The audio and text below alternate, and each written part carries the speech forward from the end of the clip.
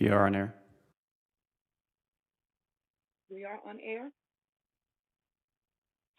Good morning. This is the regular open meeting of the Third Laguna Hills Mutual Board of Directors, a California nonprofit mutual benefit corporation. Tuesday, May 18th, 2021.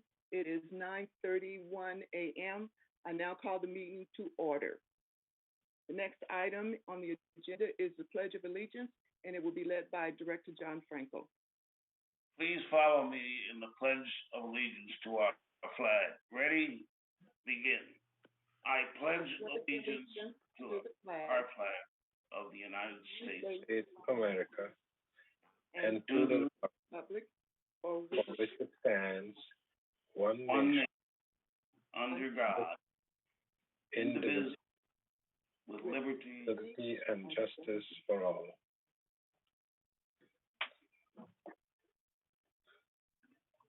Thank you, Director Franco, for leading us in the Pledge of Allegiance. The next agenda item is I would like to recognize any immediate presence, including Village Television. The next item on the agenda is approval of the agenda for today. Can I hear a motion to approve the agenda? So Donna motion and Lynn second. Is there any discussion or any additions to the agenda? Any opposition to the agenda? Hearing none, then the agenda for today is approved. The next item is approval of the minutes for April 20th, 21, the regular open board meeting. Can I have a motion to approve these minutes? Okay, Debbie makes the motion. Is there a second? Robert second. Is there any discussion in terms of these minutes? Any opposition to the approval of these minutes? Hearing none, then the minutes for the April 20th meeting is approved. The next item on the agenda is the report of the chair. And for our listening audience, we do have a video that we're going to be showing in auto, without any auto. And this is a tribute to one of our own directors, Bert Muldell. And while the video is playing, I will just read a few comments regarding Bert. And again, this video has no audio.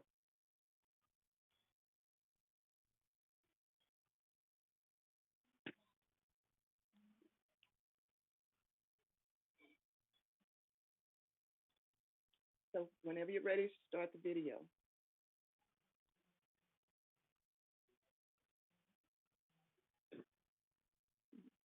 So Laguna Woods and Third Mutual in particular lost a very good friend with the passing of Bert Maldo. He was forward-thinking and constantly sought out technologies that could be applied to save residents of Laguna Woods money while also helping the environment. Bert started the first Laguna Woods Village Energy Club and invited lecturers to talk to residents about the energy and monetary savings of residential solar and LED lighting. There was always an Energy Club booth at Earth Day celebration. Bert even organized several EV car shows to introduce residents to electric vehicles when they were still a novelty. Bert led several trips to the National Fuel Cell Research Center at UC Irvine to see if fuel cells could be economical to install in GRF facilities to save money. Bert's lasting contribution to the community came when he was elected to Third Mutual Board. The dim lighting in Third Mutual's 3-story buildings, walkways, rec rooms, garages, carports, cul-de-sac walkways, standalone laundries, and street lights became his cause to fix. The streets and cul-de-sac light poles in most of Third Mutual now have LED light fixtures and are saving Third Mutual about $50,000 per year in SCE tariff charges, thanks to Bert's persistence. The carports and garages in Third Mutual are lit up like a holiday festival at night with LED lighting. Bert sought additional ways to conserve energy by getting VMS staff to eliminate oversized hot water heaters in most laundry rooms, especially after high efficiency, low water use front loading clothes washers were installed. He was also instrumental in having VMS eliminate redundant hot water heaters in laundry rooms that were just heating water with no purpose other than being emergency backup. Bert knew that Third Mutual could save money by installing solar panels on some of the three-story buildings in Third Mutual. He was a driving force in the implementation of 12 rooftop solar installations. The solar electricity production today is running at least a 5% return on investment, which will only increase with the looming SCE electricity rate increases. When Bert was elected to the GRF board, he moved swiftly to see that GRF facilities and parking lot lighting were upgraded to brighter and more energy efficient LED lighting. He continued to lobby the community to hire a facilities engineer to better manage the energy consumption in GRF facilities. He was always educating himself on new technologies and continually looked for government and industry energy rebates and initiatives to help defray the cost of projects like LED lighting and EV charging stations. Bert died before he could see GRF and the community implement microgrid technology. He knew that microgrids could offer energy savings to GRF facilities on a daily basis, while being able to produce electricity independent of SCE electric grids, if and when the SCE electric grids fail. For those of us who worked and served with Bert, his passing is a significant loss. He left Laguna Woods a better place to live with a legacy that will hopefully endure in the community for many generations to come. And to Gloria and to the rest of Bert's family, from the Third Mutual Board, we offer our deepest condolences to you. Thank you for being by Bert's side as he served the community.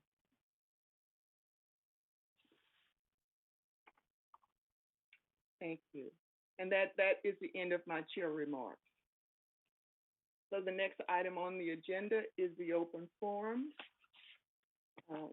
Okay. Members, at this time, members may only address the Board of Directors regarding items not on the agenda and within the jurisdiction of this Board of Directors. The board reserves the right to limit the total amount of time allotted for open forums. Members can join the Zoom meeting by clicking on the link http://zoom.us, and then the number is 948-998-06730, or you may call 949-268-2020 or email at meeting@vms.org to request to speak. The board will respond to all comments once all comments have been made. So, staff, do we have any member comments? We have two email comments, Madam President. The first one is from Mary Collier, who lives at 5325 Bahia Blanca. I'm not available to participate in the board Zoom meeting, but I would like to express my enthusiastic support for the request to construct a pedestrian ramp walkway for the buildings along our section of Bahia Blanca West. Having only stairway access to my Unit B manor impacts several issues that come up for me periodically. These include the size and weight of items I arrange to have delivered, the same for items I need to move myself between my manor and the street level, and frequent limits on friends I'm able to invite as guests on their ability to navigate the stairs. Further, I've often wondered if there's a liability issue for the association in the event of an emergency, such as a fire, if the only way to get to the street is via the stairway. A pedestrian ramp constructed somewhere along the open space between the two buildings of 5232 and 5331 would provide an alternative access to and from the street for people in situations where using the stairways is not convenient or even possible. Please share this email with the board members at their meeting. Thank you very much. The second comment we have is from Karen Shore. And Karen is at 4012 Calle Sonora. My comments pertain to the May 14th presentation entitled Information Meeting Regarding Insurance. It ended with the reading of a few resident questions answered by Directors Dodson, Karimi, and Engdahl. Like Director McCary, all comments were read from a prepared statement which lacked details, missed the mark, or could not be heard. It took repeat listening to get the information that was presented to realize what was missing, such as what effect the proposed amendment could actually have on our insurance premiums in 2022 and beyond. This information would have done much to highlight the benefit of passing the upcoming ballot for amendment of Article 11 in our CC&Rs. This was a missed opportunity to discuss further the purpose of the amendment. Director Muchnick said the new evaluation for the community is $3.4 billion.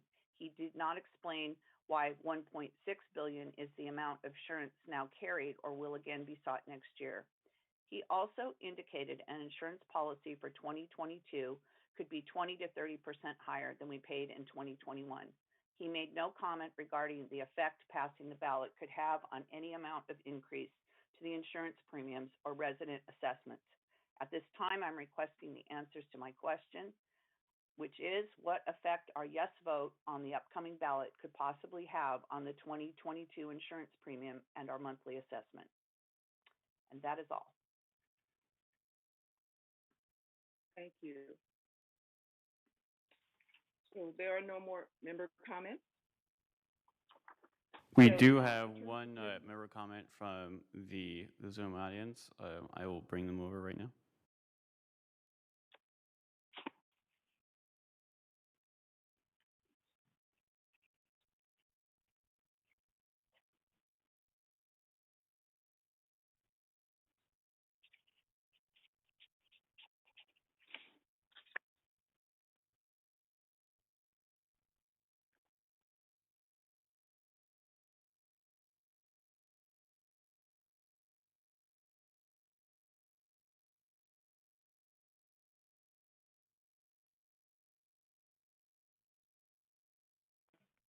Hello? Good morning. Hello there. Hi. I'm also interested in supporting the pedestrian type walkway for the villas of 5232 through 5331 Bahia Blanca. We're very concerned that there's no pedestrian access other than a 15 steep concrete steps that look like, I don't know if you can see it, they look like this. The only way to access this whole row of villas. And we feel this is an important safety and liability issue perhaps for the mutual. We live in a wildfire zone and in a state prone to earthquakes. In the event of a catastrophe, seniors who are disabled, injured, or otherwise unable to quickly climb 15 steps would be in great danger and essentially be trapped. So we are highly in favor of the board approving the installation of a pedestrian walkway that would provide wheelchair access and connect the upper and lower sidewalks, or even a renovation of one of the current ramps that the gardeners use to drive their carts up and down might be also an idea. One of these is here. I don't know if you can see that. And this is a close-up of that. Oops. Repaving and adding a handrail so that that would connect to the upper and lower sidewalks would really be a safety issue for people, as well as making it convenient, more convenient for moving in and out, moving large appliances. And we have also noticed, having walked through the neighborhood and looked at the same manors across the street from us, numbers 5347 through 5358. They have the same design as this strip of homes, but if you walk there, you do eventually connect to a sidewalk, so you're not just trapped as we are between the Gate 10 road and these villas that run along that edge. So it seems quite unsafe, and so we would highly be in support of the board voting to install a new walkway to connect the upper and lower sidewalks, or to renovate either one or the other that are already used by the gardeners. So thank you very much for your consideration. Thank you. Thank you.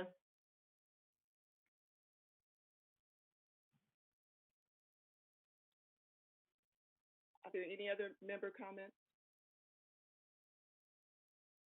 We do have a member comment from a David King. I will move him next.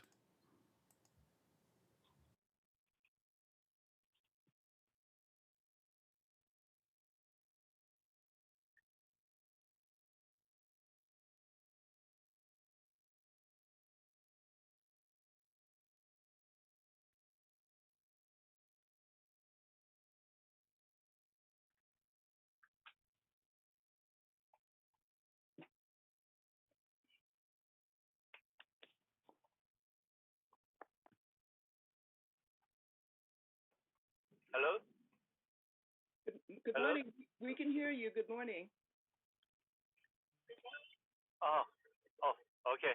Yeah, I also favor the Linda's suggestion because my tenant lives in 5327 Bahia Blanca West, and last year I think he fell from the stairs because he mentioned that stairs in some days a little bit slipperier than others, and again, I'm all for that the ramp if it's anything if it's possible.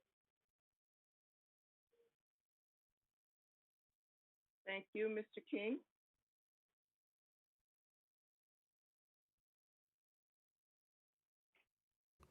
We have one more speaker.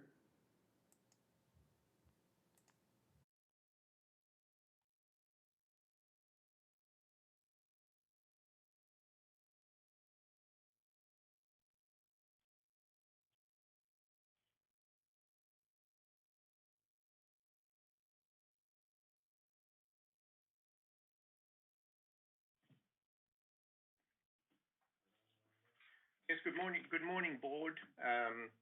Director Frankel. I don't know who to address this. I just wanted to find out for some of the repairs in the community association areas, what is the best way of corresponding with the board so these items get addressed? I've sent information back in February, was not addressed. Again, February the 9th, February 16th, December 16th. It's now 6 months. I haven't got a response from the board. And I'm listening to the comments on this group chat. Someone is falling down the steps, and I've got some steps at a unit occupied by a tenant at 2250 Via Mariposa.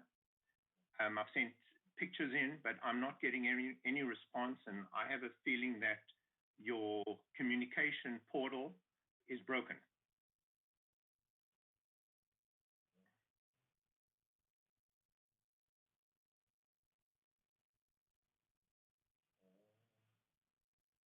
Thank you. Kelvin?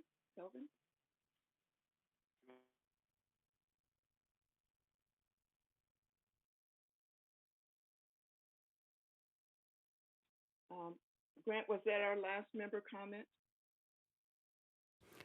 Yes.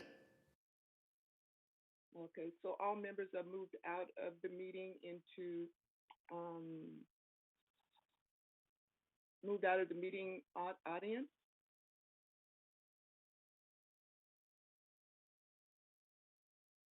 Okay, so now it's time for response to member comments. So I'm going to ask Jeff and Robert if you would have any comments for Mrs. Collier with the ramp and the other residents. There were 3 people that had the same issue with the ramp. Well, the ramp issue is something that the M&C committee will look into the next time it meets. I hope that at this point, somebody has submitted a formal request for that ramp. I don't know if that's the case or not, but we'll look into it at the next M&C meeting. Okay. Thank you. Any other member comments on that issue or director comments on that issue? Okay, thank you. So that addresses, there were 3 comments regarding the repairs. And let's see, Kelvin had a comment about how to address the board, to get his information to the board. So any directors want to make a comment on that or respond? I would, he did not identify where he lived. So we don't, I mean, he mentioned an address of a tenant. So I guess that would be his thing, but all of the communication, there's multiple ways to communicate with us. Resident services at vmsinc.org, that will get a request regarding, I believe he mentioned steps, but if you have concerns about steps, you would start first with resident services. If you're not getting a result, you can also reach us through the office. And I don't know if we're able to put up the addresses on the screen, but that would be very helpful rather than reading them off. But yes, we're accessible, but you have to reach out to us through these venues. If you're going through the portal, you know, the portal is back up and running, but there are some issues. So I think the best thing is resident services for that's the main stop for everyone, is resident services at vmsinc.org. Thank you, Director Dodson. Director Jarrett? Thank you. I'd like to add to that. I don't think you mentioned the phone number, Debbie, did you? The phone number is 949-597-4600. So you can also reach resident services, that phone number, to call in a request. Thank you. Thank you, Director Jarrett. Any other director comments? Hearing no other director comments. Oh, you want me to address the insurance question raised by Ms. Shore? Oh, sorry, I put my notes away. Absolutely, please do. Okay. The answer to Ms. Shore's question, just as a reminder, was if the amendment passes, what impact? Well, actually, she had at least 2 questions. One was, if the amendment passes, what will the impact be on the cost of insurance for next year?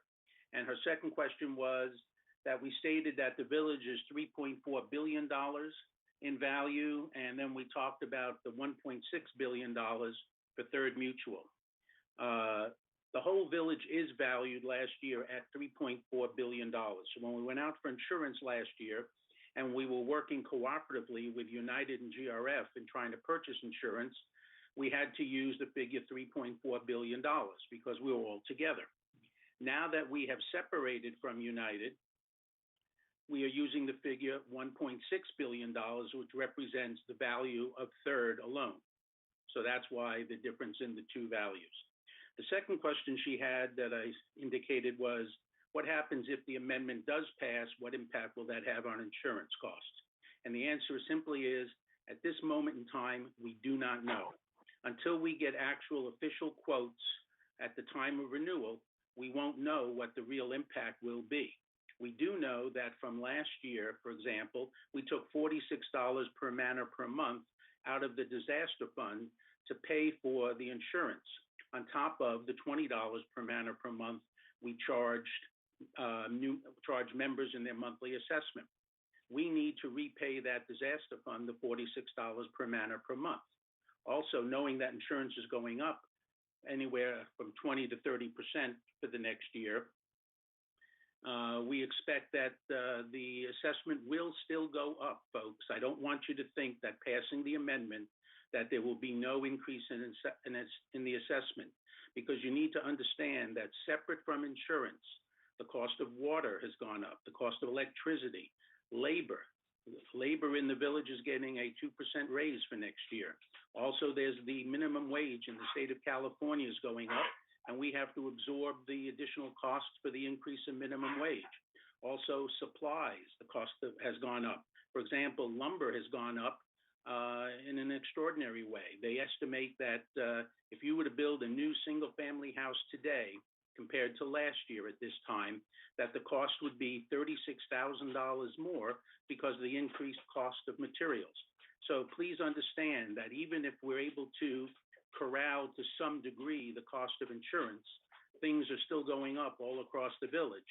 And unless we start cutting services to compensate, we're going to have an increase no matter what we do. Thank you, Director Munchnick. And Director Rain Sosek, Donna? I just want to clarify, I know everyone's read it, but there is also the corollary of the question, which is what happens if the amendment doesn't pass? And that is that we are would still be required to cover 100% replacement costs of the entire Third Mutual.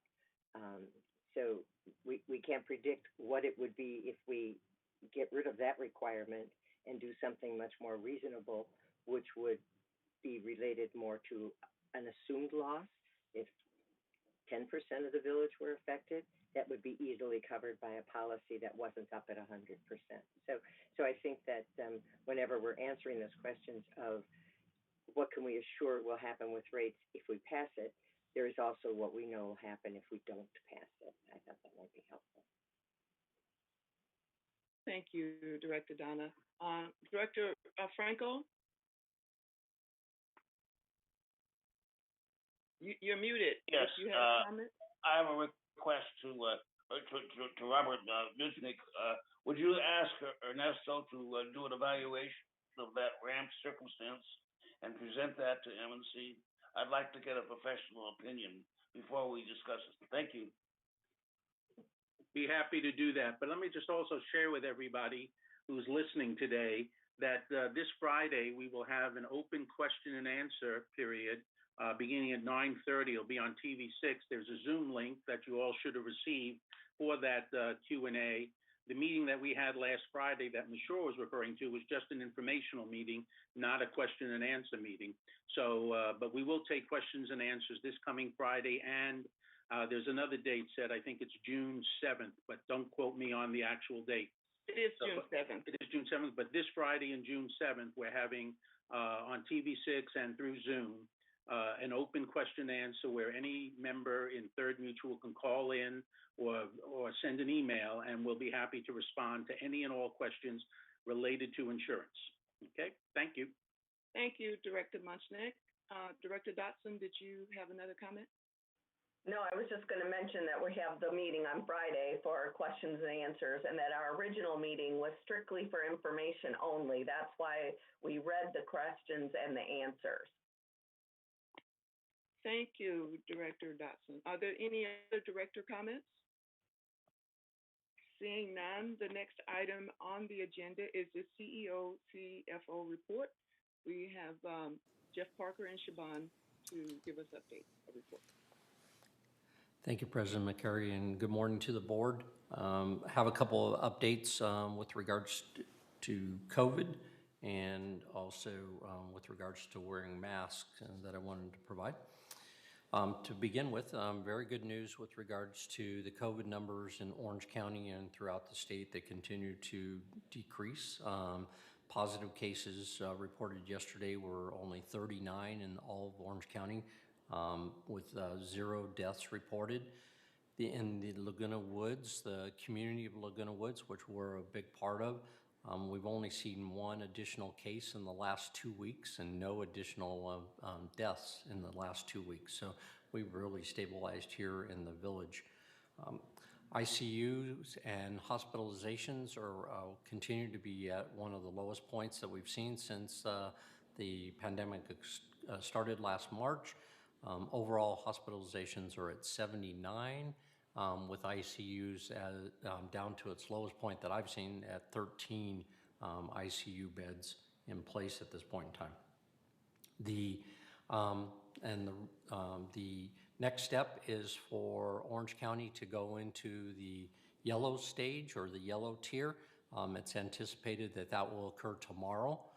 The announcement should come out later this afternoon that we're moving into the yellow tier, which will allow for additional capacity in activities. So where we were in some cases limited to 25%, we'll now be able to go to 50% capacity on our activities. And that will allow us to facilitate more people coming into such as the wood shop or the ceramics or the sewing machine areas. So in those areas, we'd be able to handle additional capacity, and certainly in the outdoor activities the same way. One of the second thing that I wanted to mention was, with that positive news, is that the CDC had reported earlier new guidelines with regards to people who were vaccinated not having to wear masks. That is a CDC guideline. It's not a requirement, and each individual state has its own guidelines. The state of California, which Orange County follows, has not changed its guidelines with regards to the wearing of masks. So at this point in time, masks are still required, and I'm going to read a couple of them. So indoor settings, clearly outside of one's home and including public transportation, face coverings continue to be required regardless of vaccination status. So indoor settings, and then with regards to outside of the home, this is what we're talking about. We're going to a restaurant, we're going to a market, we're going to a store. If you're going indoors, face coverings are continued to be required regardless of vaccination status. For fully vaccinated people, face coverings are not required outdoors except when attending crowded outdoor events, such as live performances, parades, fairs, festivals, sporting events, or other similar activities. But if you're in an outdoor class, or in our case, tennis, pickleball, golf, then that would not be a requirement with regards to that. Again, it's outdoor settings where there is large crowds. Even if you're vaccinated, you'd be still required under state law and Orange County to wear the mask. For those people that are unvaccinated, face coverings are required outdoors anytime physical distancing cannot be maintained, including, of course, attending the same crowded outdoor events, live performances, parades, festivals, and sporting events. So there is if you go to the Orange County Healthcare website, they have a press release that they issued yesterday, trying to make sure everybody understands the difference between the CDC guidelines and what the state and Orange County are doing at this point in time. The third element of that I wanted to mention was that the governor continues to indicate that on June 15th, we will no longer be in California in a tiered status at all, that we will be open, that there won't be any masks required. And so we're watching that to see if the numbers continue to fall like they have been. Vaccination rates continue to go up, as indicated throughout the state of California. So we're keeping our fingers crossed that come June 15th, we're going to hear that we can start gearing up for a reopening for the whole village without the requirement of masks. So I know there's a lot of people that look forward to that day. And that includes our operation at our community center, our clubhouses, all of those things. We're putting our game plan together with regards to how we'll address those activities. The last thing I wanted to mention was that we are in full bore concept with regards to our budget preparation and budget activities. And I just wanted to mention for those who are watching relative to the third that your first two budget meetings are for landscape and maintenance, and those are on Wednesday, June 2nd and June 3rd. They'll be here in the boardroom on the 2nd. It'll be maintenance review, and that's at 9:30 a.m. on the 2nd. And then Thursday, June 3rd is 1:30 p.m. for landscape review. And those are your first two reviews. And then obviously we fall into putting that report back together and getting your first presentation in July for your first review of an overall plan. And that's all I have, and I'll turn it over to Siobhan. Thank you, Jeff. Honorable President, members of the board, I have a few announcements for you this morning, please. The first one concerns the laundry coin exchange program. Due to the availability of quarters and reopening of bank branches, VMS's temporary program to distribute coins to residents in need of quarters for laundry services will end on Thursday, which is May 20th. On this day, May 20th, at the Performing Arts Center from 8 a.m. to noon or until supplies run out, residents from both mutuals can purchase up to 2 $10 quarter rolls paid for in exact paper currency, and then that will be the end of the program. The Recreation and Special Events Department is pleased to announce the Monday summer movie schedule. On the 2nd and 4th Mondays in June, July, and August, residents may come to Clubhouse 5 to cool off and enjoy a movie. Movies will be shown at 11 a.m. and again at 4 p.m. On June 14th, the feature will be The Peanut Butter Falcon, and on June 28th, Soul will be shown. Movies are free, and reservations are required through the ActiveNet system 1 week in advance. Recreation also reminds residents that the Village Bazaar returns on Saturday, June 5th from 10 a.m. to 2 p.m. in the Clubhouse 5 parking lot. Registration is open via ActiveNet. The booth fee is $10 for an 8 by 10 foot space that comes with one 8-foot table and 2 chairs. Spaces are assigned on a first come, first served basis, and more information is available from calling Recreation at 949-597-4382. Additionally, the Village Library and Laguna Woods History Center are open to residents. Library hours are Monday through Friday from 11 a.m. to 3 p.m. and Saturday from 11 a.m. to 1 p.m. History Center hours are 11 a.m. to 1 p.m. on weekdays and by appointment. Patrons must follow social distancing practices, and face coverings are still required. And lastly, just a reminder that resident services and manor alterations are open in the community center for appointments only. Resident services appointments will be between 1 p.m. and 4:30 p.m. I'm sorry, that didn't come out right. Between 1 and 4:30 p.m. daily for resident services. To schedule an appointment with resident services, please call 949-597-4600. And manor alterations appointments are available between 8 a.m. and noon daily. And you can reach Manor Alterations at 949-597-4616 to schedule an appointment. And that concludes my updates this morning. Thank you. Thank you, Jeff and Siobhan, for your report. The next item on the agenda is the consent calendar. All matters listed under the consent calendar. Director Dodson, you had a question? I do. I have a question for Jeff and Siobhan. When do you anticipate that resident services will offer additional time? I mean, if we're going to go to 50% tomorrow, are you planning to add morning hours as well for resident services? And then the second part is regarding pools. And I know that, you know, I understand that Brian was on TV yesterday and I did not see that. But the pool, there's been a lot of questions regarding reopening of the pools. So could you perhaps address that quickly along with when we're going to go back to regular hours at resident services? So on the first point, right now we have appointment by appointment only with regards to resident services, and whether it's because of the COVID or not, we actually have a lot of openings with regards to people having appointments. So we're going to try to continue the appointment basis because it makes it much more efficient with regards to our operation here.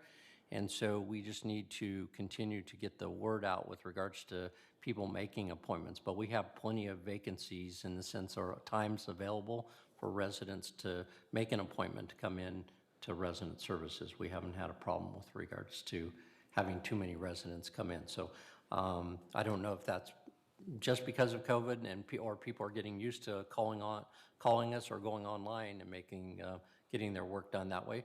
But we want to continue to make it available to them, We think that the reservation system has worked pretty well so far, and because of the fact that we have capacity there, and we'll continue to look. If we ever get to a point where we don't have enough capacity in there, then we'll have to look at a different style of operation. On the pool, we're continuing to evaluate the pool reservation process and trying to get the right staffing so that we can open up the capacity of the pools as we get it. One of the big consternations that we've had is that Pool 1 has been closed due to a boiler situation, so we don't have any hot water there or warm water. So it's it's anticipated that in June we'll have that boiler finally here, and it just got the boiler process normally is a lot quicker than what we've seen this time, and the reason why when we got into the details was that the boilers have to be approved by a federal inspection process, so they can't get out of the plant. It's not that they aren't being produced, it's just that they can't get out of the plant until they get inspected and approved before they can be shipped and put into operation. So that's put us behind several weeks in getting Pool 1 fixed. But once we have Pool 1 fixed, then we'll be back into our full-blown operation with regards to our pools. Thank you. Thank you. Director Karimi, you had a question? Thank you, Madam President. My question or comment is about the reopening and staffing. One of the issues that most of the department are facing is shortness of staff. We don't have enough staff for the full reopening. What is our plan? I know that in about 4 weeks we're going to open the village, but if we don't have a staff, people's expectation is not going to be met, and how we're going to deal with that. I appreciate if I get some comment from Jeff or Siobhan on how we're going to deal with it. It's a really good question, Reza. We are in all full go mode to hire part-time recreation staff to fill the void that we have with regards to opening up all of the clubhouses and working with the clubs and seeing what type of activities they're going to be using, assuming they go back into the same operation that they were before. So we have actually our internal HR staff working on it, but we've also hired outside employment agencies to help us hire part-time. Part-time employment is very difficult if you probably have read throughout everywhere, so we are struggle. We are also looking at part-time employment in the village too, to see if we have residents here that would be interested in some part-time employment. So we're going to do a kind of a combination so that we can open it up. One of the activities and kind of remanaging is one of the issues that Siobhan brought up was that during the COVID we had this coin operation. Well, this coin operation took recreation people away from their normal duties. So that's one of the reasons why now that the banks are back open, we're no longer going to continue that so that we can get staffing back into our normal HR. So we are still geared up and still gearing up that we're going to be ready to go come July, assuming that the state goes forward with their approval in mid to late June with regards to reopening.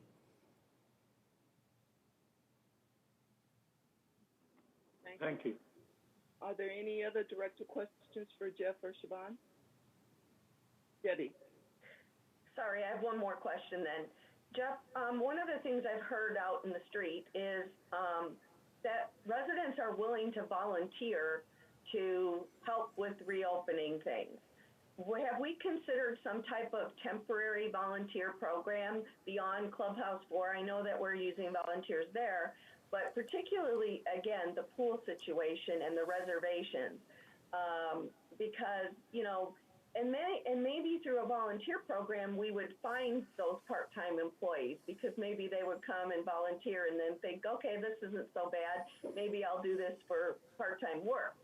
But I've heard more than one person say that they're willing to volunteer to help reopen our facilities, and that could be a potential temporary solution while we look for part-timers. It's a very good comment, Debbie. For those that don't know, we use volunteers that help us manage people over at the Clubhouse 4 to just oversee some of the programs. So the concept of looking at that potentially at our pools or some other activities that we might have, that clearly is something that we're going to evaluate, and it's an excellent idea, so thank you for that. One of the biggest challenges flatly with regards to the part-time recreation positions is a lot of these positions have to set up chairs, set up tables, heavy lifting, and oftentimes it's difficult to find people who can maintain that kind of heavy lifting and job responsibility. So one of the other things that we're also looking at is there a way that we maybe be able to put in certain tables and chairs in certain circumstances where we don't have to take them down, set them up, take them down, and just keep a reuse program in there with regards to the different activities. So we're evaluating all kinds of things to make sure that we can reopen the best we can. Thank you, Jeff. Are there any other director questions for Jeff or Siobhan? Okay, seeing none. The next item on the agenda is the consent calendar.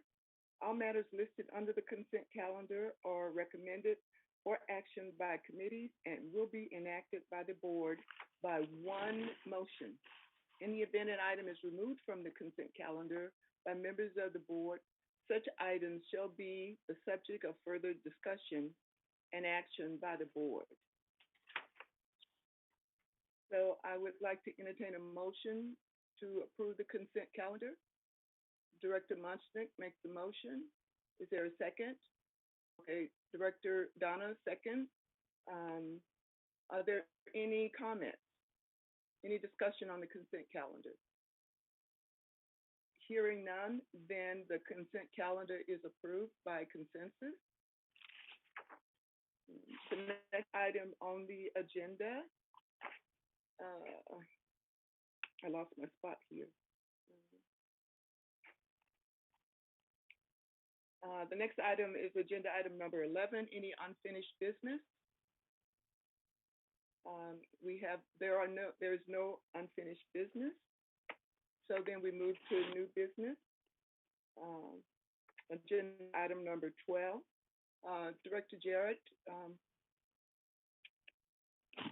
will you be speaking on the new business, agenda item 12A and B? Okay. Thank you, Vice President McCary.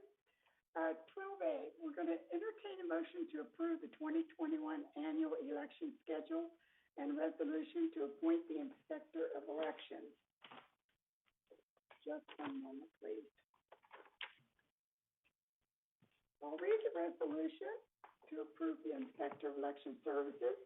Whereas Civil Code 5110 requires an association to select an independent third party or parties as an Inspector of Elections. And whereas in accordance with Civil Code 5110, 5115, 5120, and 5125, the Inspector of Elections performs several tasks during an election, including but not limited to print and mail voter packages, inspect and tabulate ballots, and certify results. Now, therefore, be it resolved, May the 18th, 2021, that the Board of Directors of Laguna Hills Mutual hereby approves single sourcing a contract to Unelect Corporation to perform Inspector of Election Services for the 2021 annual meeting of the members, and resolve further that the officers and agents of this corporation are directed on behalf of the corporation to carry out this resolution.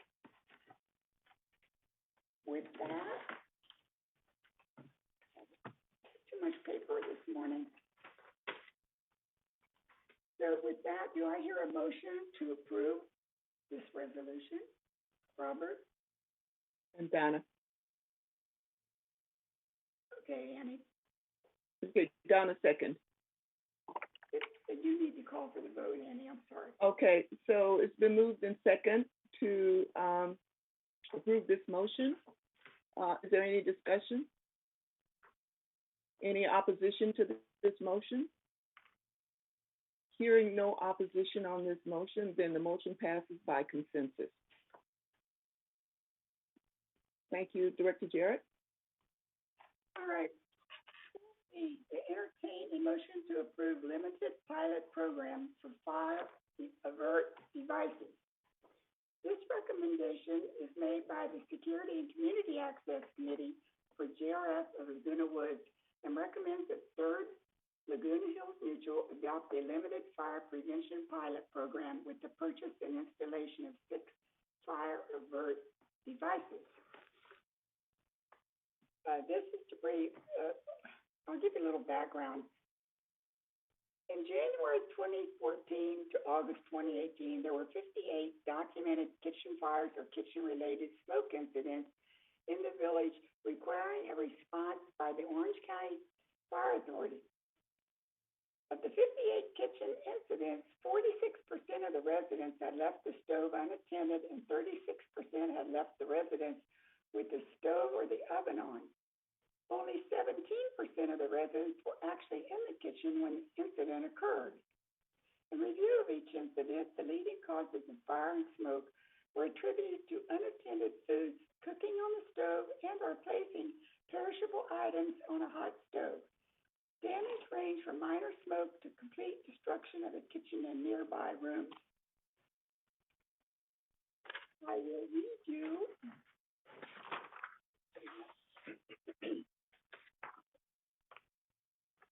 the resolution for this.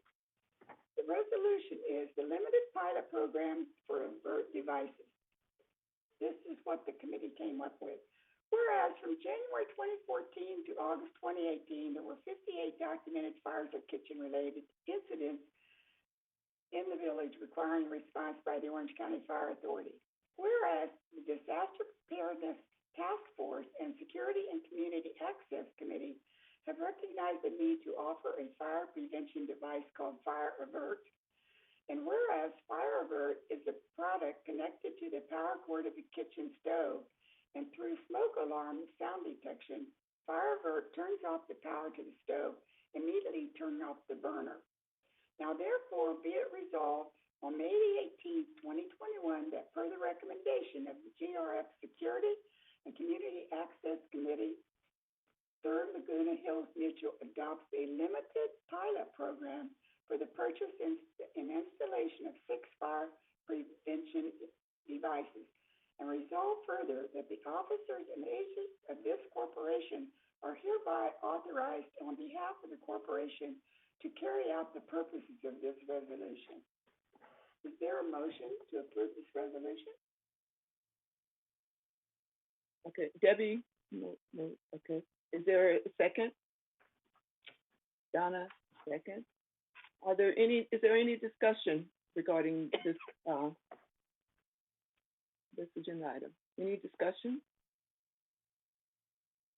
Okay. Any opposition to approving this, this motion? Okay. Hearing or seeing no opposition, then this motion by consensus is passed. The next item, go ahead, Director Jack. Okay, item 12C, to entertain a motion to introduce amendment to the hate policy. The Resident Policy and Compliance Committee decided it was time to dust off, update, and amend our anti-hate policy approved in 2006. That's a long time ago. Times have changed. In light of our own growing Asian population here in Laguna Woods Village, and all the hate that is going on in our country in the recent past and only growing, excuse me, we believe we needed to amend this outdated policy to let people know that acts of hate in our diverse population here will not be tolerated. This is in step with the county that recently issued resolutions condemning acts of hate. It is also in lockstep with our state of California when just 6 days ago, our state attorney general, Bonta, announced the creation of a racial justice bureau to combat white supremacy and bias policing, as well as to explore the possibility of reparations for slavery. That announcement emerges during the pandemic where Asian Americans have increasingly been attacked both verbally and physically, in part because of the mistaken belief that they brought the coronavirus to this country. All people in our community, along with all communities, deserve to be valued and protected. I want to mention that there was an error on agenda item 12C, page 3 of 6, which needs to be changed immediately. I talked to the compliance department this morning, and it indicates that we need, the new resolution is the hate policy, not anti-hate. That's what the committee decided. Anyway, I make a motion to introduce this amendment to the hate policy, which must be postponed for 28 days for member review of comment to comply with Civil Code 4360. We need a second, but we do not need a vote today because that's going to be on 28-day review. So Director Dotson, second. And as Director Jarrett said, this will go on a 28-day review for member comment. Thank you, Director Jarrett. That's it. Thank you. Moving along to the next agenda item, 13, committee reports. We'll start with the report of the Finance Committee. Director Mushnick. Thank you very much, Director McCary. I'm pleased to share with you the figures that we have for the month of March 2021. This is the first month that I am able to report to you monthly comparisons for the first 3 months of 2021, January, February, and March. Grant, if you would please put up slide number 2. We'll start there. Skip that one and go right to the next slide, please. Thank you. This slide depicts income for Third Mutual for the last 3 months, January, February, and March. Assessment revenue year to date at the end of March, as you can see from the far left-hand side of the chart, is $8,650,000, which is just $2,883,000 more than was reported income for February. As you'll note from the far left-hand side, the 3 bars, we are averaging exactly that, $2,833,000 per month, which is exactly what we would expect the income to be every month. So we continue to be right on target. Non-assessment revenue is a negative $60,000. I'm looking at now the 3 bars, the second 3 bars from the left-hand side. This is explained by the results of continued unrealized loss of $607,000 on our AFS investments. As I reported to you last month, the third board has taken steps to stem the tide of the losses on our investments. We have since moved all of our investments out of bond funds and into short-term treasuries. Adding together the assessment revenue and the non-assessment revenue for the first 3 months, our total revenue, if you go to the bars in the middle of the page, is $8,507,000. Okay. Now, looking at the set of bars second from the right of the slide, for the cumulative months of January, February, and March, Third had $7,194,000 in total expenses. This is an increase of $2,528,000 in expenses for the month of March over February. Now, looking at the bar graphs on the far right of the chart, Third Mutual had a net revenue of $1,313,000 for the 3 months ending March 31st. This is up an additional $294,000 from the previous month of February. Again, keep in mind, net revenue was negatively impacted by the loss on our investments, which, as I indicated previously, we believe we have begun to address. Next slide, please, Grant. This slide represents data for income for the operating fund only for the 3 months ending March 31st.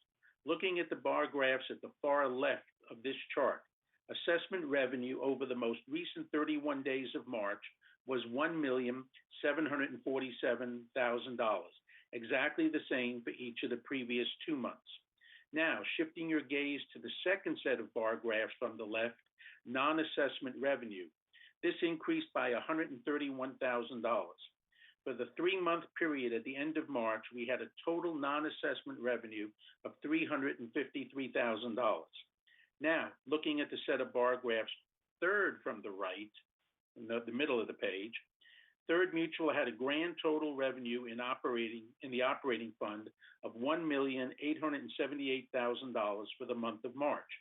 Adding January, February, and March together, total revenue for the operating fund only for 2021 so far is $5,595,000. Now, looking at the bar graphs second from the right side of the chart. Total expenses during this same period for the operating fund of January, February, and March was $4,989,000, an increase in total expenses for the past month of $2,069,000. Subtracting total expenses year to date from total revenue year to date takes us to the bar graph on the far right, which leaves us now with a positive variance of $606,000 for the 3 months ending March 31st. Grant, can I have the next slide, please? This slide compares our actual revenues and expenses to what was originally budgeted. Looking at non-assessment revenue, the second set of bar graphs from the left, the actual is in red, the budgeted is in green, while the variance is in yellow. The non-assessment revenue had a negative variance of $682,000 of actual over budgeted for year to date at the end of March. This negative variance, again, is due in large part to the variance I discussed in the previous slides with the adverse conditions for bond investments. Now, looking at the bar graphs in the second from the right, total expense. One can see that our actual expenses year to date were $1,224,000 less than budgeted. Shifting your gaze to the bar graphs on the far right, Third Mutual is left with a $542,000 revenue over expenses for year to date ending 3/31/21, in other words, end of March. Grant, next slide, please. As I show you every month, this slide provides you with a picture of select budget items and the current variance associated with each for the month of March. You also have the opportunity to see how each of these variances compares to the variance for each category at the end of both January and February. The top bar in each category, which are green, represent the variances at the end of January, while the middle bars, which are gold, represent the dollar amount of the variance for each category at the end of February. And finally, the bottom bar in each category, the brown bars, represent this reporting period, March. As you can see, looking only at the brown bars, which are the most significant for Third at this moment in time, Third continues to have favorable variances for each of the categories for outside service, employee compensation, materials and supplies, and lastly, other operating for the period ending March 31st. There has been a positive variance in each of these categories for the past 3 months. The last 3 categories each continue to have an unfavorable variance. There has been an increase in the usage of water and electricity that has continued to cause the current negative variance in that category, utilities and telephone. The issue with insurance is one that we've talked about regularly for months. And as you know, the board is working very hard to try to address this moving forward. One way we are trying to address this is the pressing issue with the ballot initiative that hopefully you are all aware of. Later this week, as we mentioned earlier in this meeting, we will be hosting a town hall on insurance at which we will be available to answer all of your questions related to the insurance issue and to the ballot. That's this Friday, 9:30 a.m. With regard to investments, with the very low, almost non-existent interest rates on our bond investments, there's been a loss of $607,000 year to date. And again, as I've shared with you earlier in this presentation, the board has recently taken steps to stem the losses on investments by making changes to the specific type of investments that Third holds. Next slide, please. This slide depicts 2 charts for comparison purposes. month over month, again, for total non-assessment revenue. However, these pie charts exclude unrealized loss on AFS investments. That's our investments I've talked about. Now, when we compare the two charts, the revenue month over month for each category is fairly similar. However, looking at the pie chart for the end of March, overall, we had a negative variance for this month. This negative variance has been explained earlier in this presentation. Next slide, please. Third had additional expenses of $2,528,037, which is actually just slightly more than our expenses for February, for a total year-to-date expenses of $7,194,202. For those who continue to ask about the cost of our legal fees, because if you look down, our legal fees are approximately 2%. They've stabilized at about 2%. When viewing the category of legal fees, as I reminded you last month, please keep in mind when we speak about Third's legal expenses, this is a category that not only includes our expenses for the services of the legal team to Third Board, but also includes our share of BMS legal expenses that Third is obligated to pay. What this category does not include is monies that Third receives as reimbursements from insurance companies and/or legal settlement offsets. I'm working with the current Director of Finance to rectify this presentation and hope to have a more accurate picture as it relates to actual legal expenses at the next Third Finance Committee meeting. Next slide, please. For this slide, as always, I like to direct you to look first at the lower right-hand corner. As of the 28th of February, that's last month, Third had in this category, the lower right-hand corner, Third had $29,322,000 in reserves and the disaster fund. As of the end of March, as you can see, we now have $29,818,000, which represents an increase of just under $500,000 in assets, okay, as reflected in the replacement fund. Most of that is in the replacement fund.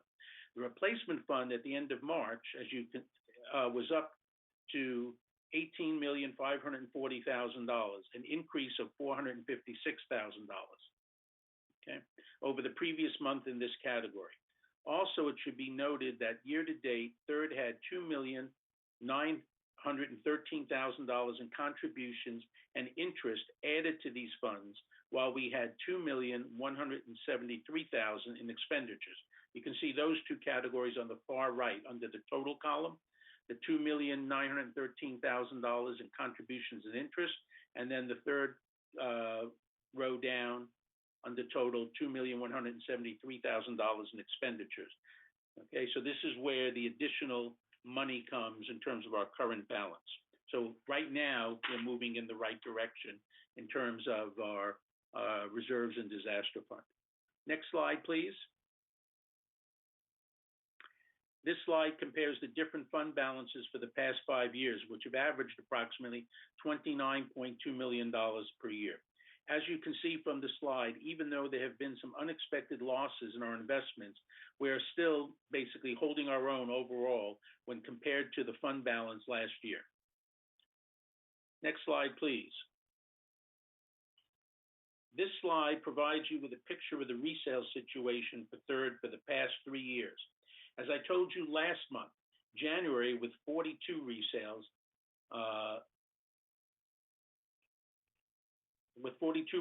represented the best January in the last 3 years, while February with 30 resales also represented the best February in the last 3 years. Now, March with 44 resales also represents the best March for the past 3 years. So basically, for January, February, and March, we've seen our resales increase fairly dramatically, especially over last year. This year, we currently have total to date approximately 115 resales, which is an increase of 33 for the same time period last year. Normally now, I would point you to the top right-hand corner of the slide to see dollar-wise how we compare to average sales year to date. However, the figures in this slide in the top right-hand corner relating to average sales is not correct. Let me give you the correct figures for 2021, year to date, ending March 31st. The average sale price per manor for the first 3 months of 2021 is actually $441,749, a very slight increase over the same period last year, which you can see was just about a little over $1,000 less. All right, that concludes the Treasurer's report for this month. Our next Finance Committee meeting is scheduled for Tuesday, June 1st at 1:30, and it will most likely be a virtual meeting. Thank you very much. Thank you, Director Munchnick. The next committee report is report of the Architectural Control and Standards Committee. I believe that's going to be Director Engdahl.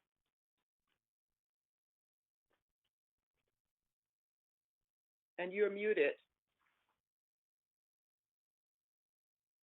Can you unmute Director Engdahl?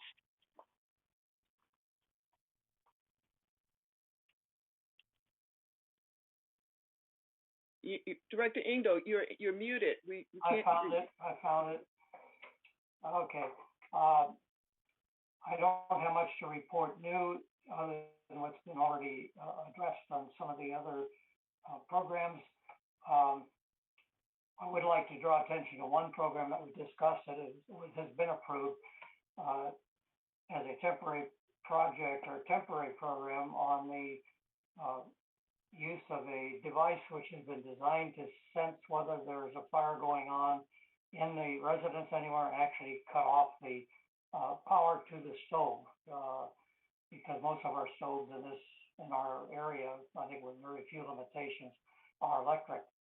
And if there's any sensing of a fire, it will act to shut the electricity off in the event the stove is left on and a fire starts on the stove.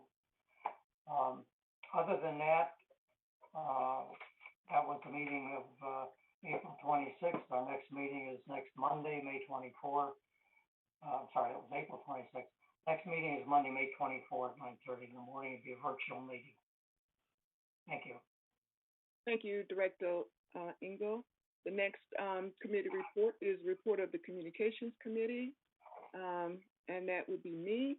The committee last met January 13th, 2021. It was a virtual meeting. The next meeting is scheduled for July 14th at 1:30 p.m., also a virtual meeting. The next committee report is a report of the Maintenance and Construction Committee. Director Muchnick. Thank you. The M&C Committee met on Monday, the 3rd of May.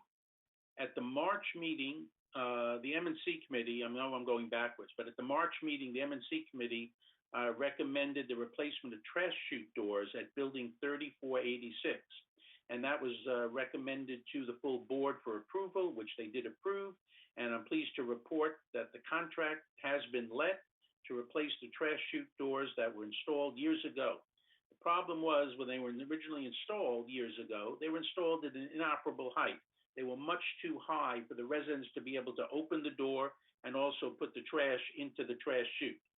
So I want to thank the residents of the second and third floor of Building 3486 for their patience as this issue is being resolved. I'm told by one of the residents that the contractor for the repair has already been on site and is taking measurements. So hopefully that this issue that they've been very patient about will be resolved in the near future. The M&C Committee at its most recent meeting considered a proposal for Manor Alterations Department regarding adding employees to facilitate the permitting process. While the M&C Committee does understand the need of manor alterations, any decisions regarding the addition of employees will need to be taken into the context of the overall financial situation of Third as we move through the budgeting process. So that is something while we'll still consider, but it's got to be financially feasible in terms of the overall issue for Third as we move forward. As many of you remember from previous discussions about M&C activity, Senate Bill 326, which addresses load-bearing component inspections, is something the village is obligated to address. In case you are new to California, Senate Bill 326 was passed as a result of a very serious accident that took place in the San Francisco area a number of years ago. A balcony holding a large number of people collapsed and crushed the balconies below it as it fell. A number of individuals died and a greater number of individuals were injured. The structural integrity of balconies is to be addressed by this new bill. We will need to contract for the services of a structural engineer in the next year to begin the inspection process.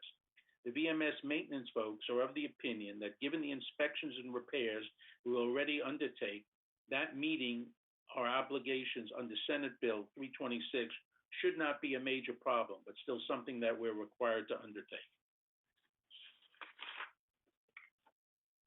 And the committee, at its most recent meeting, received an updated report on solar production for third, and the production continues to be on par for the first 3 months of 2021 when compared to 2020.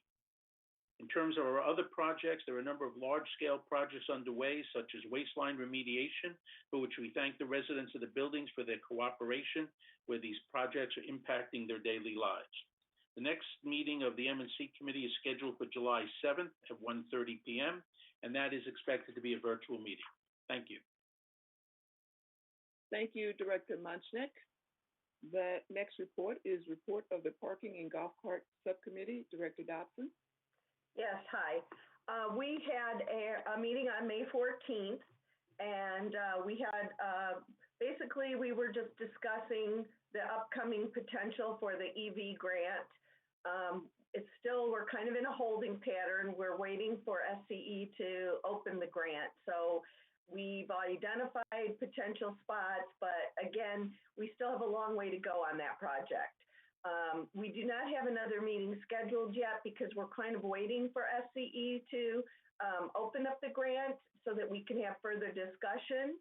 We also, we spoke about some parking policies, and it was determined at this time that we're not going to move forward with a golf cart parking policy for the Garden Villa buildings. That had been something we discussed.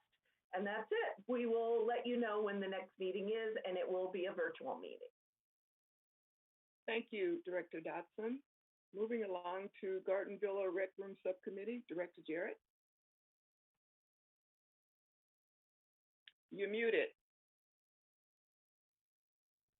Sorry. Thank you, Vice President McCary.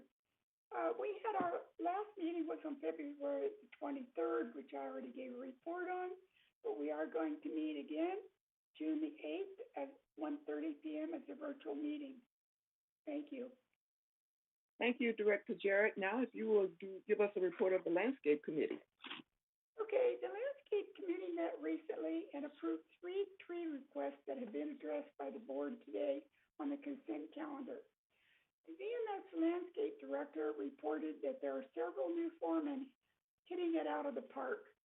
Younger people are being trained to eventually replace older employees when they retire.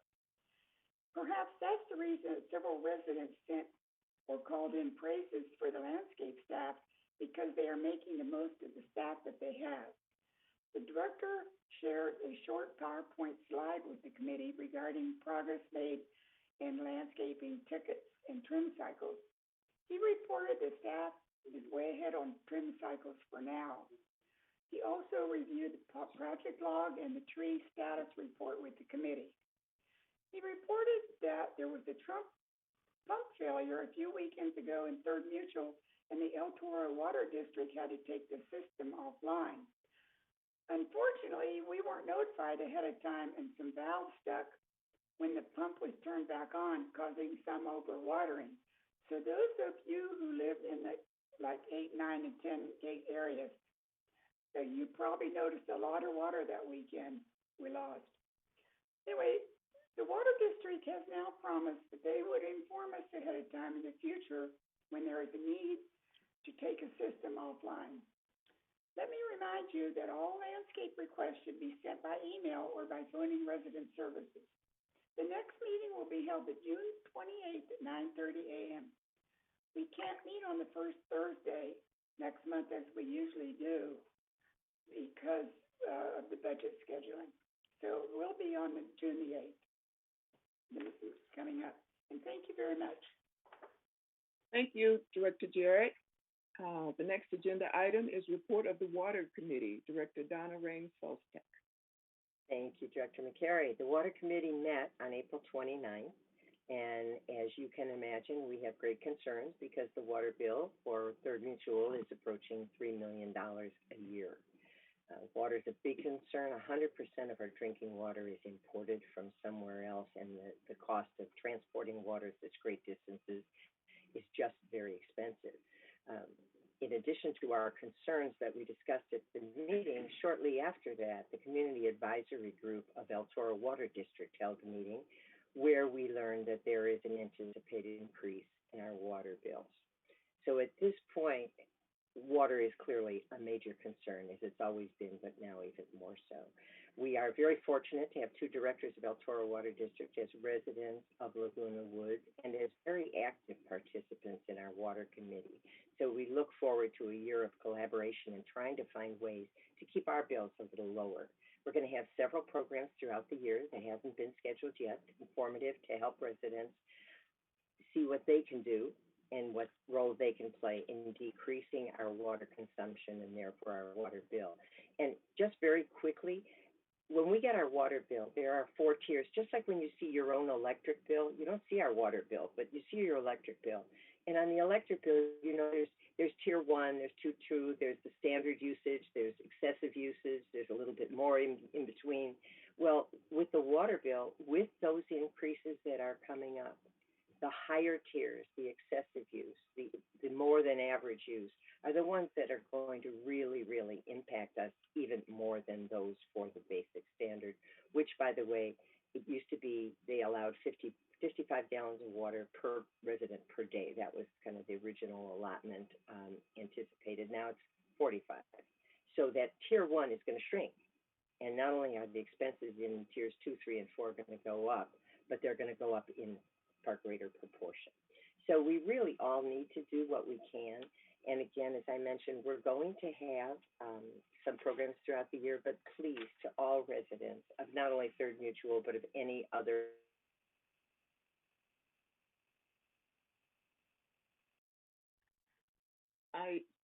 you were frozen there, Donna.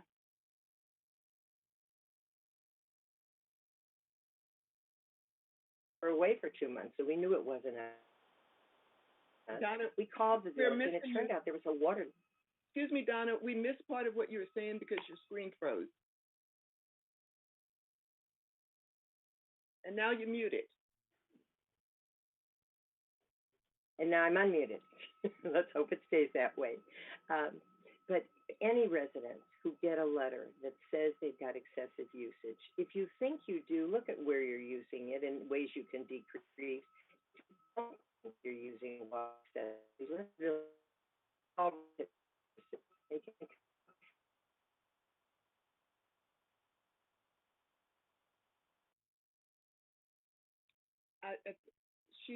She's losing connection. Give her another minute or so. Maybe she should turn off her camera. Can you hear us now, Donna? Turn off my camera. I can hear you. Okay. Does that help you? Yes, go ahead. My camera's off? Okay. Where did you lose me? With my first sentence, or? Just pick up where you think you left off. I can't hear it. I think I'll just shorten it, given the problems, just to say, please, if you get a letter that says you've got excessive use, notify the village. It may be something that's got to do with a line, not you. If you have a medical condition that requires you to use more water, like a walk-in bathtub, then contacting El Toro Water District, you might be able to get a special rebate, or not rebate, but rate reduction that would help all of us. So water is really all of our responsibility. Sorry that my connection right now is.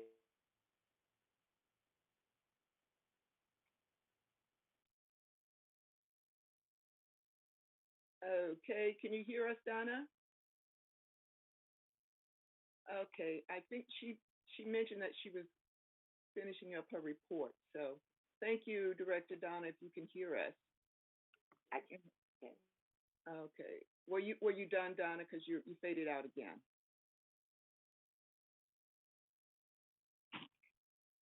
Okay, so we'll move on now to report of the Resident Policy and Compliance Committee, Director Jarrett. Before I give that as my report, which is very small, I just want to, I don't know that Donna mentioned what the percentage of the water bill increase is going to be this year. It's going to be over 4%. So if you multiply that out by $2.9 million, our water's really going up. So I'm not sure that she mentioned that because she had technical issues. Anyway, the Resident Policy and Compliance Committee met on May the 5th and worked on amending the 2006 hate resolution of 2006, or that year. Anyway, we realized there was need of amending, and today, thank you, board, you approved that policy, amendment to the policy for a 28-day review. The next meeting is yet to be determined, but we'll announce it ahead of time. Thank you. Thank you, Director Jarrett. The next agenda item, we move down to GRF Committee highlights. Community Activities Committee, Director Karimi.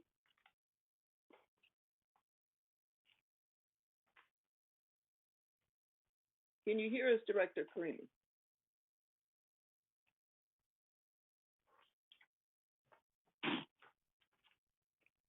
Okay, we may have to come back to Director Karimi if he's having some difficulty. Hello? Can you hear me? Yes. Oh, okay. Actually, you know, a report or a study released by Stanford University about the Zoom meeting, that the country have fatigue with the Zoom meeting and they're ready to get out and have a face-to-face meeting. And this meeting with the broadband being flooded, causing a lot of problem for the communication on the Zoom anyway. But anyway, that's beside the point. The Community Activity Committee met on May 13 at 1:30. Most of the issues that we discussed was covered by the CEO report, and pretty much the major issue that they and the stage reopening of the community, and to accomplish this task, those are the two major issues. The other issues that was discussed was about the fees and the budget for the next year. There were a lot of discussion, but no decision have been made, so there is no report on that. The Equestrian Center, they had a lot of, installed a lot of safety items for the horses and for the riders. They installed some solar lights. So it's a nice area now. Other than that, reservation for the tea time for the skin game is going pretty good also. But the rest of the reopening and facility reopening was discussed, and I'm not going to go over that again, that Jeff discussed. Next meeting is June 10 and 1:30. Thank you, Director Karimi. Now the Equestrian Center Ad Hoc Committee, Director Bada.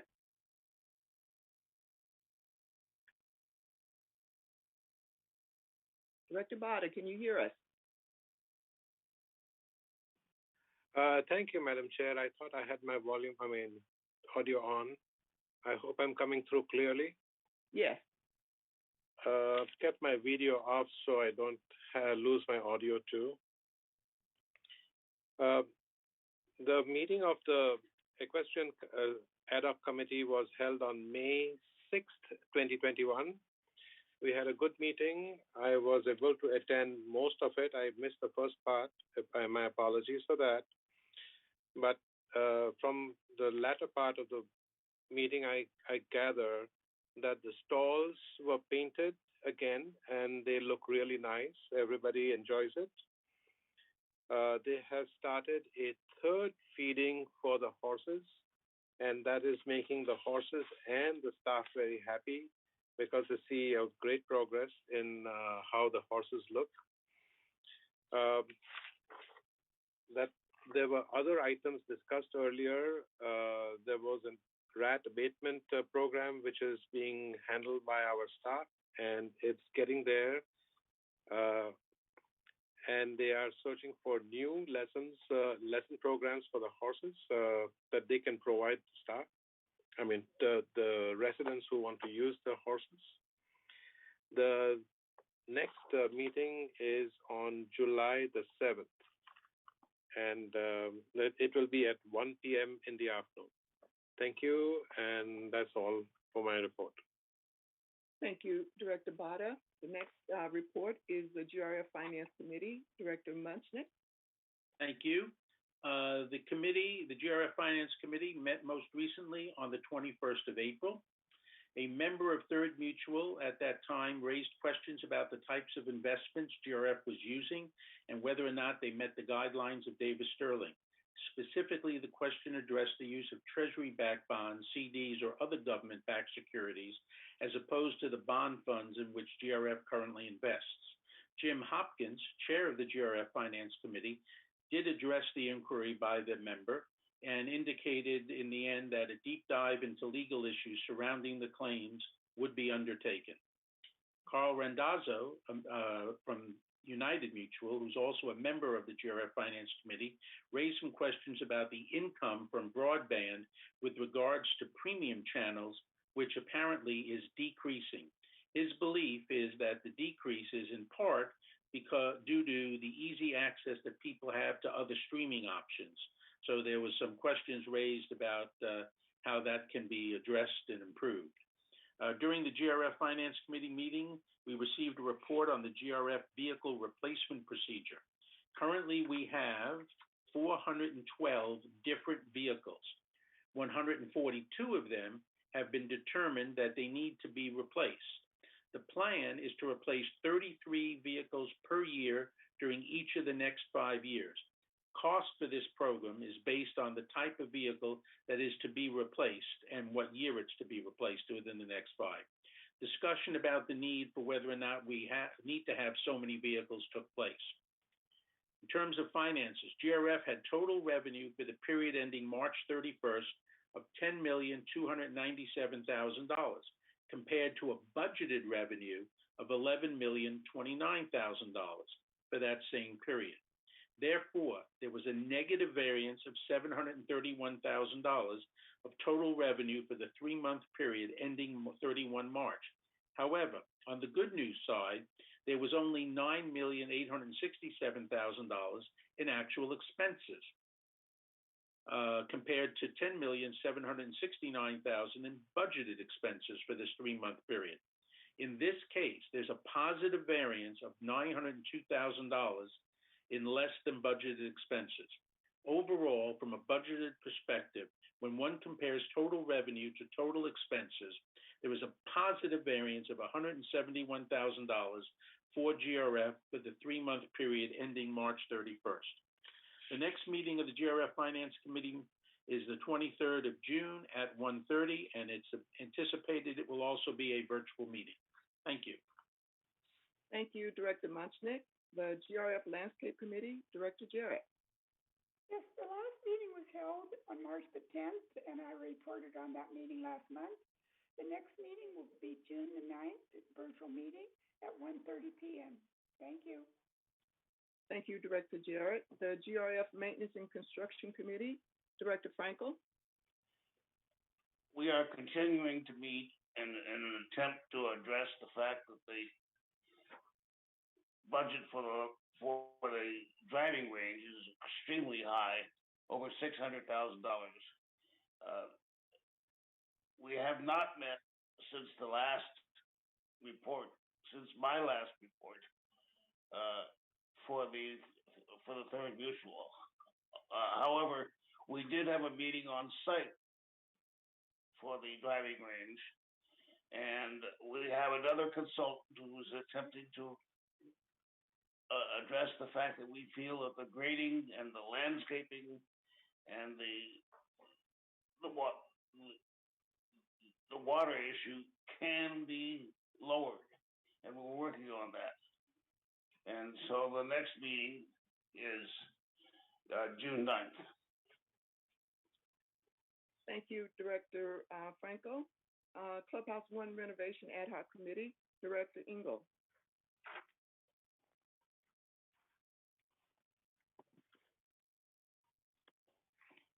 Getting this unmute button down in the wrong corner and I can't find it. Nothing to report on the Clubhouse One activities since last week, last month rather, when I gave a pretty good position on it. The next meeting is still to be determined.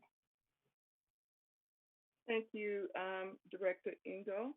The next item, agenda item, is the Media and Communications Committee, and I have some notes on that. The committee met on Monday, yesterday, May 17th at 1:30 p.m. It was a virtual meeting. First of all, the April-May edition of the Village Breeze is out, if you can see, and we were treated with the information that on the cover of the Breeze is an actual golden rain tree. So it's a beautiful tree. So thank you to Media and Communications for that photograph. And it's got lots of information. So it is the April, May, June issue. And if you have not received your issue of it, if you could please just contact the Media and Communication Department. Eileen Pollan also reported that the flu vaccination clinic was the last of the flu vaccine clinics was held this Friday. She also reported that close to 19,000 injections were given by the Memorial Care staff. She also reported on the Manor Alteration newsletter.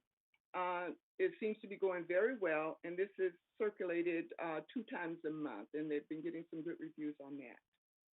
Eileen also reported that funds to renovate the website will be included in the 2022 budget, as well as funds for a village-wide survey. Paul Ortiz also gave a presentation with some of the highlights about Village Television, and he reports that nearly all Village TV content can be found if you miss something by easily going to YouTube, and you can just type in, go to YouTube and search Village TV, and you'll be able to find all of the programs that were aired.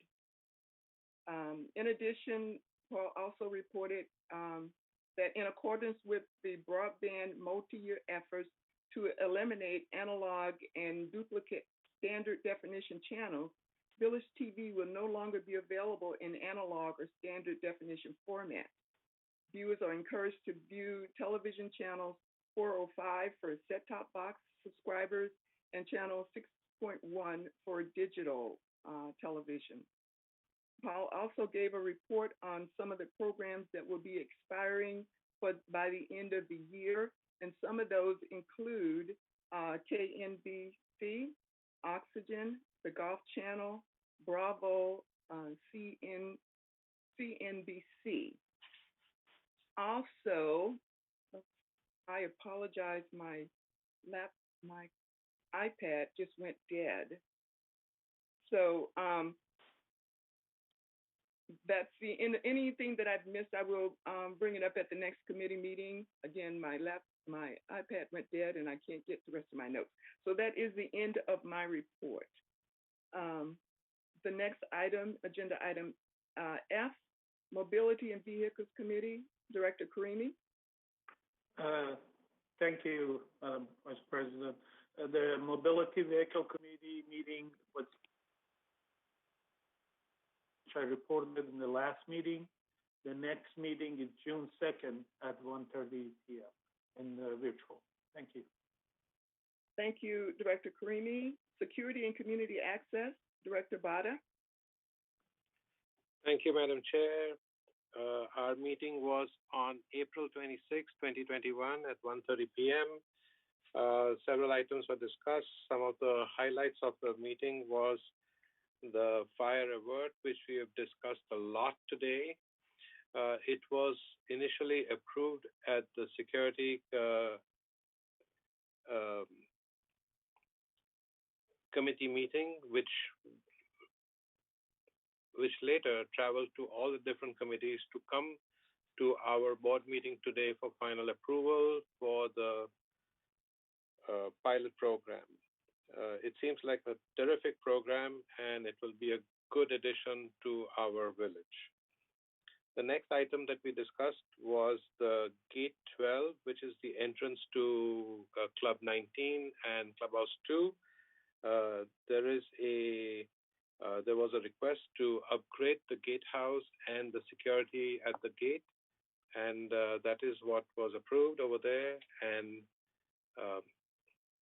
it is not to put a gate arm, but to just improve the security at the gate. That is all that I have to report today at our meeting. The next one is going to be June 28th at 1:30 p.m. Thank you. Thank you, Director Bada. The next item is the Disaster Preparedness Task Force. The task force did meet on March 30th. I did give a report. And so the next meeting date is May 25th, 2021 at 9:30, and it will be a virtual meeting. Let's see, moving on to report of the Laguna Woods Village traffic hearing. Director Frankel? We only had 4 violations at the last meeting, and for the meeting that's going to be tomorrow, there are only 4. I'm not sure why the number of violations used to run 12, 15, or 20 each month. I'm not sure why the number of violations is down, but that's good news. So at the last meeting, there were 4 violations, a decal violation, a vehicle was used for storage, an expired registration, and there was an abandoned vehicle. All of the violations were found, all of the violators were found guilty. Some gave an adequate excuse, and there was no fine. And that completes my report. Oh, and the meeting is tomorrow again for tomorrow's traffic meeting. Thank you, Director Frankel. Director Munchnick? Yes, I have a question for Director Frankel. Director Frankel, I just want to make sure, that's 4 violations. Those are people who contested the violations. There were other violations that people just paid their fines, correct? That's correct. So I don't want the listening public to think that there were only a total of 4 violations handed out.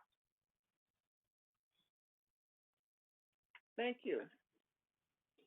The next agenda item is GRF Strategic Planning and Ad Hoc Committee. Director Munchnick. Okay, thank you. I'm sorry to report, once again, the committee last met on the 17th of March. There has been nothing new to report as of this date, and there has been no date or time set for any future meetings. So at this moment, the Strategic Planning and Ad Hoc Committee seems to have very little, if no life left in it at the moment. Okay. Thank you, Director Munchnick. The next item in the agenda item J, budget meeting. Director Munchnick. Okay. Jeff Parker in his CEO presentation touched on this, but I want to go ahead and give everybody a few more dates and make sure they have the opportunity to write these down. Currently, the following workshops for budget preparation are scheduled for 3rd as follows. Wednesday, June 2nd, maintenance and construction at 9:30. Thursday, June 3rd, landscape review at 1:30. Friday, July 16th is the business plan review at 9:30. Friday, August 13th is the business plan review for 3rd. That will be televised at 9:30 in the morning. And finally, Tuesday, September 21st, which was a regularly scheduled board meeting for 3rd Mutual, the business plan will be adopted on that day.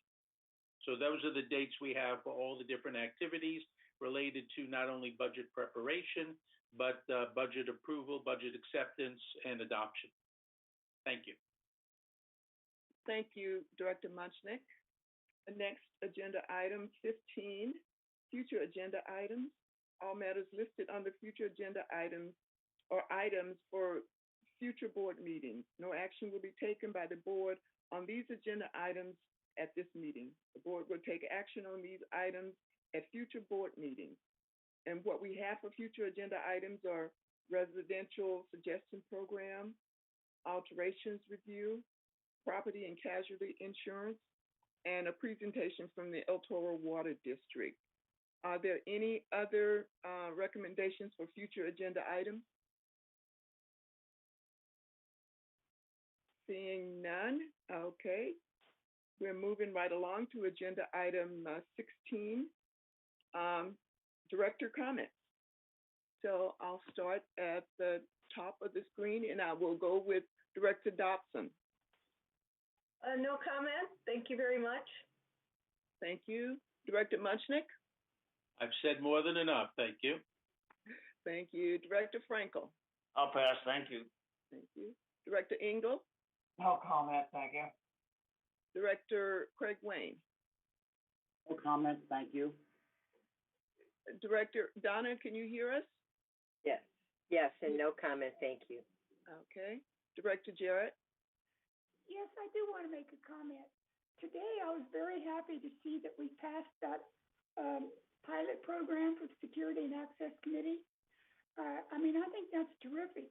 I just want to remind people, and some of you may not know because you're newer to the community, but I think we had the large fire at 34OD. The fire we've had, the biggest fire that we had in the village was about 2010, and it was in a 3-story building, 3486, and it was started in a 3rd floor, in the middle of the unit of this building. It was started as a kitchen fire, and a caregiver had stepped out for a little bit, and the lady that lived there put the stove on, and anyway, it was a really big deal. It was over $1 million worth of damage to the building. So I'm just saying, in case, a little history for you. So I think that pilot program is great. Thank you. Thank you, Director Jarrett. Director Karimi? No comment, thank you. I'm just going to ask if there is a plan for participating in this meeting when the village is open, or is all going to be Zoom meeting? I don't have an answer for that, Director Karimi, but it's something that warrants some future discussion. So we can have a discussion about it. I don't have an answer for that. Thank you. Thank you. Thank you. Director Bada? No, thank you. Everything's good. Thank you.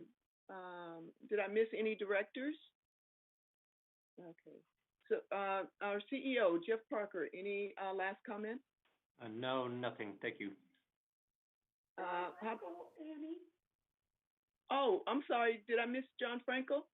Thank you. No, I just had a last comment. I wanted to thank Director Muchnick for his response to the email that I sent him regarding resident Hearst and the insurance issue. Thank you very much. Thank you, Director Franco, and my apologies for overlooking you. Siobhan, any last comments? No, thank you, Annie. Eileen Pollan, any comments? Or Cheryl Silver, any last comments? You did a great job, Annie, today. Thank you. No comment. Sorry, Annie. My mute button was down at the bottom of my screen. Okay, thank you. So hearing no other, I just have one director comment, and that is just to remind the residents about the upcoming town hall meeting, the one that's coming up this Friday at 9:30, and it will be televised on TV6. It is a town hall meeting. We will be talking with residents who call in, and we will also be answering some of the questions that we've already received via email. So we really encourage you to watch the meeting and join us if you have the time. And again, that's going to be the first town hall meeting is going to be this Friday at 9:30 in the morning. And with that, Wait. Are they going to record the town hall, and will it be on Village Television so that if you miss it? Okay, good. Yes. Thank you for that reminder, Director Dotson. Yes. So if there are no additional comments, agenda item 17, at this time, the meeting will recess for lunch and reconvene at executive session to discuss executive issues. It is 11:20 now. We can reconvene at 12 o'clock. We will reconvene at 12 o'clock, and this link will still be available. Right, Cheryl? We'll still have the same link? So you just mute yourself and come back here at 12 o'clock. Thank you. This meeting is in recess.